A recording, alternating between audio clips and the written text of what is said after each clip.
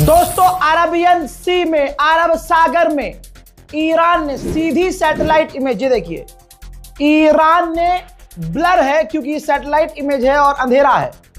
Iran ने अमेरिकी युद्धपोत को निशाना बनाया। सैटेलाइट इमेज से साफ नजर आ रहा है कि युद्धपोत में आग लगी है। अमेरिका का युद्धपोत तबाह हुआ है। अमेरिका मान नहीं रहा है, ईरान ने कंफर्म किया है। अमेरिका मानेगा भी नहीं क्योंकि चारों तरफ से जो लाल हो रहा है, पिट रहा है और उसके पास जवाब नहीं है, तो बयानात वो ऐसे दे रहा है जैसे कि वो तो जीत ही गया। हजरात, जीतता वो तब जब खामनाई के शहीद होते ही ईरानियन गवर्नमेंट सरेंडर कर देती।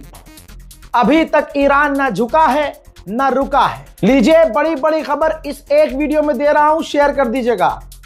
दोस्तों, आपको बता चुका था मैं कि अमेरिका नहीं जीत पा रहा है। ईरान को बहुत जल्दी हराने का ख्वाब देखा था, लेकिन वो प्लान फेल हो गया। ईरान लंबी जंग के लिए तैयार है। अब ऐसे में अमेरिका को दिख गया कि वो सामने से नहीं लड़ सकता। इजराइल को दिख गया कि हम सामने से नहीं लड़ सकते। अब तो हुआ ये है कि जो कुर्दिस्तान है, जो कुर्द के लोग हैं, कुर्द कम्युनिटी है, उसको इराक के अंदर मैंने अपडेट दिया था, हवाई जहाज से एयर ड्रॉप किया। अमेरिका ने हथियार फेंके। इराक की फौज देखने गई कि अमेरिका क्या फेंक रहा है, तो उनके ऊपर बमबारी कर डाली, इंटरनेशनल लॉ का उल्लंघन। फिर उसके बाद कुर्द से कहा था कि तुम ईरान की जमीन पर घुसो और ईरान पर जमीनी कब्जा करो, जमीनी हमला करो और ईरान में आतंक फैलाओ। लीजिए, कुर्द ने अपने बाप की बात मान ली। तमाम अपडेट आ चुके हैं। ये देखिए, I-24 इजराइल का सरकारी अखबार है। बात सामने आ गई है, लाइव अपडेट है।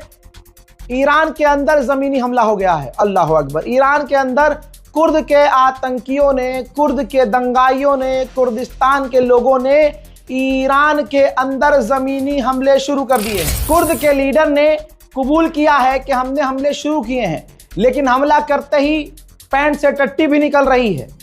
कुर्द के लीडर ने कहा है कि हमें डर है, हमें खौफ है कि अगर हमने ईरान पर हमले जैसे शुरू कर दिए हैं तो ऐसा ना हो कि कुर्द को, बल्कि पूरे कुर्दिस्तान को, इराक के अंदर कुर्दिस्तान पर ईरान हमले शुरू ना कर दे। हजरात, आपकी स्क्रीन पर आपको समझाने के लिए इराक और कुर्दिस्तान का मैप। कुर्द को कोई एक्सेप्ट नहीं करता, ना ईरान, न तुर्की, न कोई और। सिर्फ वाहिद अकेला इराक है जिसने मान्यता दे रखी है कुर्द को, और कुर्द को अपना मानता है। अब कुर्द के हिसाब से कुर्दिस्तान इराक का ही एक हिस्सा है। इराक उसे अपना कहता है, लेकिन कुर्द के लोग कहते हैं कि हमारा है, ये कुर्दिस्तान है। ऐसे ही कुर्दिस्तान की अलग सरकार उन्होंने बना रखी है, इराक ने मान्यता दे रखी है। तो कुर्दिस्तान का जो प्रधानमंत्री है, ध्यान से सुनिएगा, कुर्दिस्तान का, ये बहुत इंपॉर्टेंट है। अगर ये मिस हो गया ना तो आगे की चीजें आपको समझ में नहीं आएंगी। जो कुर्दिस्तान का राष्ट्रपति है, बहुत ध्यान से सुनिएगा वरना समझ में कुछ नहीं आएगा आपको आगे का। कुर्दिस्तान के राष्ट्रपति ने ईरान के विदेश मंत्री को फोन किया है और फोन पर आगा खामनाई की शहादत का शोक व्यक्त किया है। तो कुर्दिस्तान अगर है भी, कुर्द के लोगों का जो राष्ट्रपति है वो ईरान का साथ दे रहा है, लेकिन उसके लोग, जो दंगाई आतंकी लोग हैं, अमेरिका के आगे जो घुटने टेक चुके हैं, वो ईरान में घुसकर जमीनी हमला कर रहे हैं। अमेरिका यहीं हार गया। जब अमेरिका और इजराइल को तीसरे की जरूरत पड़े, और भी आतंकियों की, तो सोचिए हार गया कि नहीं हार गया? हार गया ना भाई। अब सुनिए, अमेरिका और इजराइल क्या कर रहे हैं। ईरान के बॉर्डर पर, ईरान और कुर्द के बॉर्डर पर हमला कर रहे हैं ताकि वहां डिस्ट्रक्शन हो, तबाही हो और कुर्द के लोग ईरान का बॉर्डर क्रॉस करके अंदर घुसें।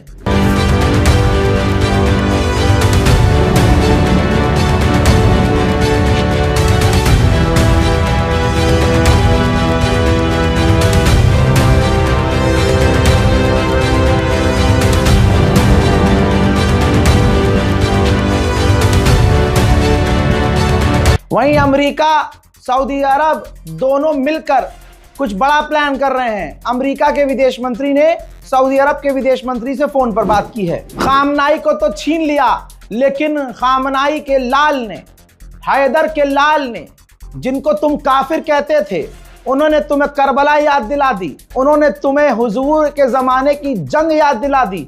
आपको एक बड़ी खुशखबरी दे दूं, ईरान के इस 2-3 दिन के हमलों में ही अरब इतना खतरे में पड़ गया है कि अरब भूखा मर सकता है, मिडिल ईस्ट भूखा मर सकता है। कैसे? ये रही रिपोर्ट। ईरान के खतरनाक हमलों की वजह से मिडिल ईस्ट में, पर्शियन गल्फ में और स्ट्रेट ऑफ हॉर्मूज में 85% जो खाना इंपोर्ट करता है अरब कुछ बनाता थोड़ी है, सब इंपोर्ट करता है। तो अरब देश जो खाना इंपोर्ट करते हैं 85% अब वो खतरे में पड़ चुका है, खाना इंपोर्ट नहीं कर पा रहे हैं। 85% अब वो खाना इंपोर्ट, खाद्य उत्पादक इंपोर्ट नहीं कर पा रहे हैं। जैसा मैंने आपसे पहले ही कहा था हजरात मोहतरम, ये वीडियो बहुत इंपॉर्टेंट है, इंफॉर्मेशन से भरी हुई है। ईरान ने धमकी दी है, बहुत बड़ी धमकी। ये पोस्ट जारी किया है जिसमें इजराइल का डिमोना न्यूक्लियर रिएक्टर नजर आ रहा है। ये बहुत बड़ी धमकी है क्योंकि ईरान इस वक्त जो कह रहा है वो कर रहा है, और वो पहले कर देता है फिर बताता है। ईरान ने धमकी दी है कि अगर हमारी गवर्नमेंट गिराने की कोशिश की तो हम इजराइल के न्यूक्लियर साइट पर हमला करके उड़ा देंगे। ये होती है धमकी भाई। अब खेल रहा है ईरान खतरनाक। और आगे ईरान ने पता है क्या कहा? ईरान ने कहा कि अभी तो हम हमले और बढ़ाएंगे। बेलारूस के राष्ट्रपति लुकाशेंको ने अमेरिका की खुले में निंदा की और कहा कि उनको पता भी नहीं है कि खामनाई को शहीद करके उन्होंने क्या शुरू कर दिया है। पूरी दुनिया जल रही है इस आग में और खामनाई को शहीद करना सरासर गलत था। हम हर तरह से ईरान के इस शोक में साथ हैं। अमेरिका ने कहा था, अमेरिका के डिफेंस मिनिस्टर ने, कि ईरान के पास अब ड्रोन कम हो गए हैं, लेकिन सच्चाई अब दिखाता हूं कि इराक में ईरान अभी भी ड्रोन भेज रहा है और अमेरिका उसे मार कर गिराने की कोशिश कर रहा है।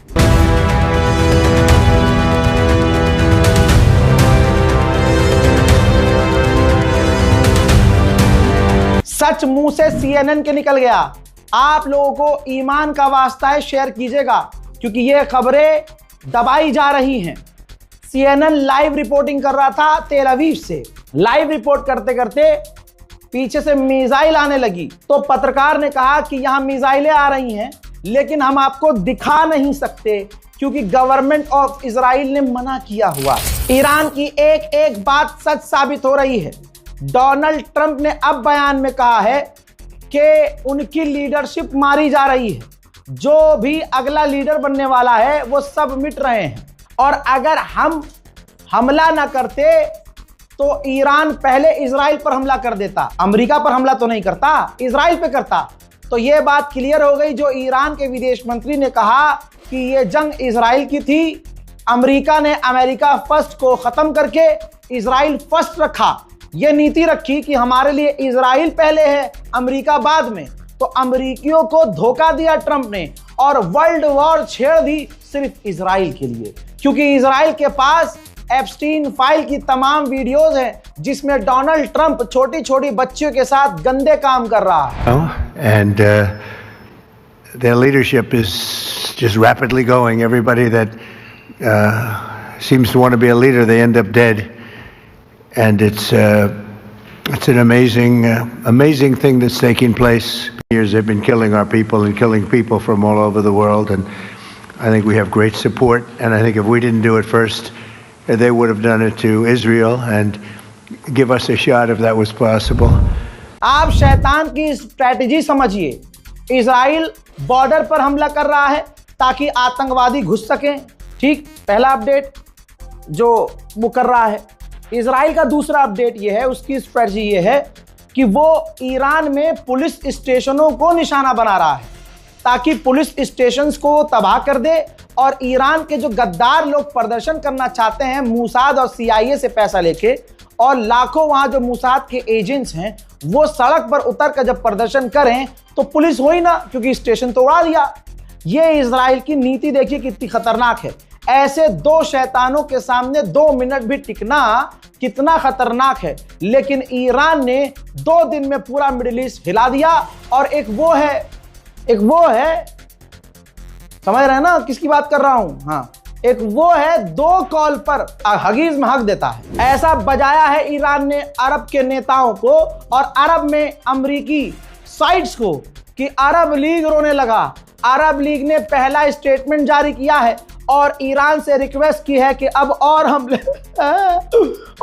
बंद कर दो यार अरब पर। हाँ, रिक्वेस्ट की है कि अरब पर हमले अब बंद कर दो। हजरात, एक नेता है, उसके घर पर कभी खाना खाने मत जाना, क्योंकि जब तुम उसके यहाँ जाओगे और जब खा पी के वहां से निकलोगे, उसकी गली में तुम पर हमला होगा, लेकिन वो पलट कर मुर्दा देखेगा भी नहीं तुम्हें।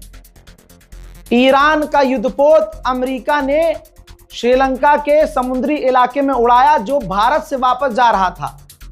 तब भारत के अंदर यही मोदी दोगली सरकार ईरान को अपना मित्र बता रही थी और जब उनके दोस्तों को, 100 से ज्यादा दोस्तों को श्रीलंका के करीब मार दिया तो मोदी ने मुंह फेर लिया।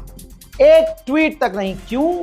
डर देखो आप, डर कितना डरा हुआ है प्रधानमंत्री हमारा कि एक शोक व्यक्त नहीं कर रहा है, ये तक नहीं कह रहा है, ईरान से फोन पर बात ही नहीं कर रहा कि भैया ये जंग खत्म होनी चाहिए, बीच का बयान भी नहीं दे रहा है। लेकिन भारत के गद्दार मुसलमान फिर भी उसे ही वोट देंगे। हैं बहुत गद्दार, मिलेंगे आपको। अल्लाह अकबर। मेरे दोस्तों, ये श्रीलंका से तस्वीर आई है। श्रीलंका ने बेचारे ने जैसे तैसे, श्रीलंका की नेवी ने ईरान के जो फौजी, जो युद्धपोत था, जो मारे गए फौजी नेवल ऑफिसर्स, 100 से ज्यादा लाशों को ढूंढ कर निकाला है और अभी ऑपरेशन जारी है। वहीं ईरान ने एक आधिकारिक वीडियो जारी कर दिया है, शेयर कीजिएगा क्योंकि ये ईरान की इंफॉर्मेशन है और ईरान की इंफॉर्मेशन को दबाने की कोशिश की जा रही है। भारत के मुसलमान, कुछ क्रिएटर्स भारत के मुसलमानों के इमोशन का इस्तेमाल करके फेक न्यूज भी फैला रहे हैं। सही इंफॉर्मेशन शेयर कीजिए ताकि ईरान को सपोर्ट मिले। ईरान ने यह वीडियो जारी किया है कि मिडिल ईस्ट में, अरब में और इजराइल में कहां कहां उसने निशाना बनाया है, कहां कहां उसने हमला किया है। ध्यान से देखिए इस वीडियो को। बहुत हम मेन पार्ट लगा रहे हैं क्योंकि यह वीडियो काफी लंबा है। अरब देशों में अमेरिका के जो एयर बेसेस हैं, जो अमेरिका की एक्सेसरीज हैं, जो अमेरिका के ठिकाने हैं, इजराइल के ठिकाने हैं और खासकर इजराइल जहां जहां भी हमला किया है, ईरान ने सबकी जानकारी इस वीडियो में मैप पर दिखाई है। हजरात मोहतरम, अब कमाल की बात सुनिए। ये व्हाइट हाउस की प्रवक्ता है, व्हाइट हाउस की ऑफिशियल प्रवक्ता। इसने पता है क्या कहा है, सुनिए। The president had a feeling, again based on fact, that Iran was going to strike the United States, was going to strike our assets in the region, and he made a determination to launch Operation Epic Fury based on all of those reasons. पता है इसने क्या कहा? इसका कहने का मतलब ये है, मतलब क्या कहा इसने, यही है कि डोनाल्ड ट्रंप को फीलिंग्स आ रही थी कि ईरान अमेरिका पर हमला करने वाला है, इसलिए डोनाल्ड ट्रंप ने ईरान पर हमला। तेरी बहन की राह तू छोड़ दो, सब देखते हैं यार, देखते लो, अबे कुछ भी बोले जा रहे हैं, अबे छोड़ दे तू। अरे नहीं भाई नहीं।